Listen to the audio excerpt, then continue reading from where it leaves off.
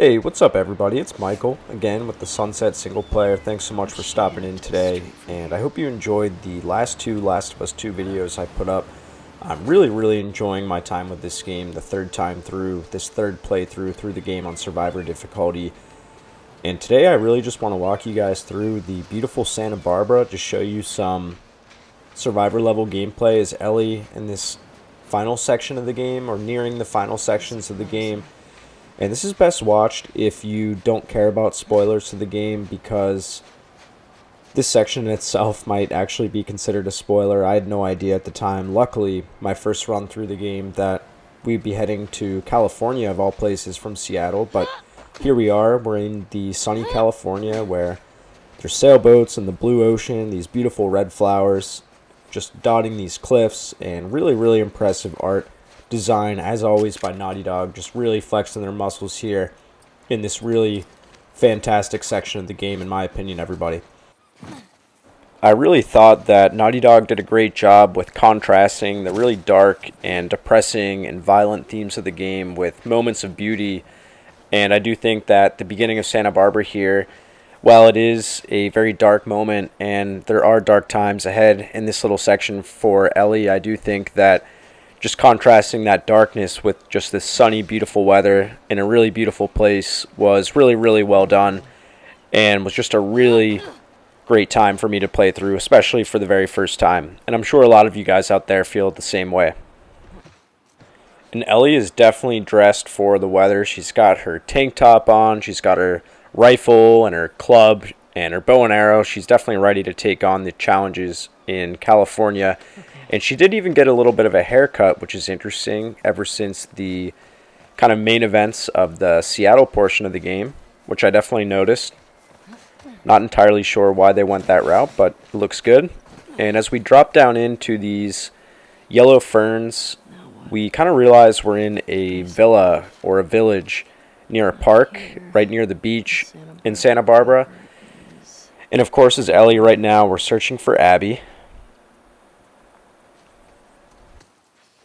And while I'm glad that Naughty Dog decided that the last stages of the game were to take place in California, I would have really loved to see the adventure that Ellie went on from Jackson, making her way to California. I'm sure she came across some really crazy moments there, and I do think that that would even make some amazing DLC, but unfortunately I don't think we should get our hopes up for that. It would just be really cool to experience what went on in that journey from Jackson to Santa Barbara, but we can dream for that DLC. Maybe someday we'll get it, or maybe it'll be a fill-in in a possible Last of Us Part 3. So once you make your way to this garage, there's a note you can find that kind of does tip you off to another kind of cult in the game, similar to the Wolves or the Seraphites, called the Rattlers. And the Rattlers are really intimidating, and they hold people as slaves, and they definitely do some other sketchy things that we only get a little bit of a taste of. We don't even scratch the surface of what the Rattlers are up to. And I thought it was awesome that we were just kind of thrown another cult at the very end of the game, right after the Seraphites and the Wolves and the Hunters in the first game. I just thought that it was really well done, and it kind of shows that no matter where you are in the country, there's going to be separate cults that are jiving for power of areas, and in the case of the Rattlers, are doing much more than that. So as we kind of creep up to these beautiful California mansions, we do hear that there are some infected in the area, of course, and you'll see I already popped one there. So you do just want to try to stay quiet if you can. There aren't too many, and even if you do go loud, I don't think that it would be the end of the world. I think that as long as you have some sufficient ammo and materials, you could make it out alive. But typically, when I'm at the beginning of a section where I know there's going to be combat, I try to keep it quiet until I don't, because I do just love the violent gameplay and the shooting mechanics and just completely destroying these infected. It's so satisfying. I really think that they upped the gameplay in such a substantial way from part 1, and the animation from not only Ellie and Abby taking these enemies out, but just the explosions of the infected when you destroy them, it just is really satisfying from a combat perspective. So after you clear out that initial wave and you get up to the mansion, you'll actually notice shortly here that there's an infected on the roof of the mansion, which is really cool. And it actually made me think about just how cool this is, that this really wealthy community has been completely abandoned by its prior residents and just completely overtaken by infected. And as Ellie, we're kind of just an outsider coming in to achieve our end goal in the game, and we do have to get through these last trials and tribulations of all these infected coming up our way. And here, as I make my way towards the entrance of the house, you'll see beyond these beautiful flowers that there is a clicker on the roof that you just want to quickly take care of if you can. You definitely don't want that infected dropping down on you when you're trying to make your way through this house into the next section of the game. And at this point, it is a good time now to just take a quick look at what you got in your inventory. For me, I'm happy I have some smoke bombs to use. Smoke bombs definitely are a godsend in this game. Just really, really helpful in some tougher sections. And as we make our way into this really beautiful mansion, we see the red curtains and the lighting just coming in. It's just a really gorgeous game. Never ceases to impress me. And this is cool here. We get a young boy's bedroom, presumably, and who knows where this family is now. They may have gone to Mexico. They may have gone to Northern California, just away from Santa Barbara, that's been completely taken over and ruled now by these Rattlers and just completely possessed by the infected. There's a nice piano too, just really, really detailed, beautiful, beautiful environments. So after you pick up that trading card and look around for additional materials, and I think I may have even missed some this time in the bathroom, you just want to drop down and we come to our first Shambler meeting in California, and this is definitely a trickier spot if you're not careful. And I find that if you have pistol ammo, just unleash headshots. If you get like 4 or 5 pistol headshots, that'll normally take a Shambler down. And like I mentioned in my previous Abby video, on the ferry, if you fully upgrade the hunting pistol, I think 1 hunting pistol shot to the head can take a Shambler down. At least I realized that in Seattle Day 3 as Abby, I think, at one point. So you do just want to keep the runners at bay. I find that bricks and melee weapons are great as they're charging towards you, while making sure that you're avoiding the Shamblers. And dodging is huge as well. You definitely want to dodge out of the way when the runners come, because they will just be really quick at the last possible second and get you.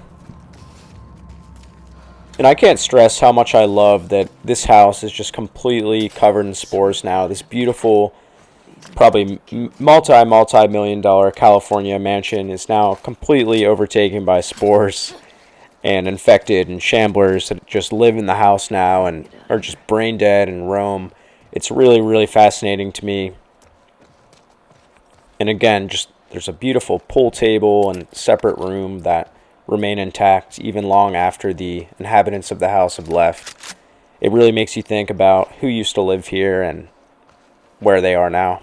At least it does for me. So as always, on the higher difficulties, unless you really plan on going for a stealth-only playthrough or stealth-only section, I really do highly recommend searching this house in full before leaving, and maybe even spending a little time at the workbench like I'm about to do here to just upgrade a weapon a little bit more, just to give you a little bit of an edge, because the next California section is definitely tough. It's one of the harder sections of the game, I would say, against the Rattlers. Definitely doesn't compare to Seattle Day 2, Hillcrest as Ellie. For me, that was definitely the most challenging section of the entire game. But the Rattlers are no joke, so it's not a bad idea to spend those hard-earned gears for some nice rifle upgrades, or maybe you want to upgrade the bow, whatever you got, just to give you a better shot at taking these really bad enemies down. And similarly to how I said that I would definitely like some Ellie DLC just pertaining to her trip from Jackson to California and just any messes that she encountered along the way, because there is a collectible you can find, or in a journal entry, it might be coming up actually when you stare out at the ocean. I think Ellie logs a journal about Dina, or herself thinking about Dina and how she got stuck in Las Vegas or something. So maybe even like Las Vegas DLC would be amazing. But what I was going to say is I also think it would be cool to get Abby and Lev DLC and kind of show what they were up to from their trip to Seattle to Santa Barbara. Because you know that all along their goal is to find the Fireflies. That's what they want to do at this point by the end of the game. And for as much as I would like single player DLC to go along with the 60 FPS update, I really do think that a lot, if not all, of Naughty Dog's attention right now is focused on getting that update ready for PS5 and then also factions. I think that's probably the majority of what they're up to lately. And yeah, I don't view it here, but I think that one of the journal entries prior to that one was a little note of Ellie just talking about her time in Las Vegas. So again, you guys can go back and check that out if you'd like. So at this point, we just want to descend the hill here, and we find that, of course, there's going to be some more infected right in the valley here. And I think Ellie might even make a joke about how they can't get to her because of her elevation. And as we do drop down and descend, you just want to take those guys out. And I think I accidentally jumped off there. Probably would have died. Maybe you can make that jump. Maybe in the comments down below, someone let me know if you can survive that, but I don't think you can. So there, the ugly infected rear their heads. And at this point, we're actually doing pretty well on resources and ammo. We got materials for a health pack or a molly. We got some bricks that we just used there, and that brick melee combo just never gets old. It's great for conserving ammo, and it's awesome against the infected. Just missed a collateral there. That would have been nice, but didn't really matter. Didn't have to waste another bullet, which is what we care about at the end of the day when we're trying to save these bullets. So at this point, we are descending, and we're kind of moving right along into the next section of the game. And I don't think I'll show you guys this whole clip. I don't want to spoil it for you if you haven't seen it yet. But we see that Ellie's in a little bit of trouble here. And thank you so much, guys, for stopping by and checking out the video today. Hope you enjoyed it. I'm excited to cover Last of Us 2. Hopefully a lot more in the future if we do get that PS5 upgrade. I'd love to try some Grounded out and post some Grounded gameplay for you all. And also remember that I do run a weekly single-player podcast called The Sunset Single Player that goes live every Tuesday, and I did link it in the description of the video today if you'd like to check it out. But until next time, guys, thanks so much for stopping by, and take care.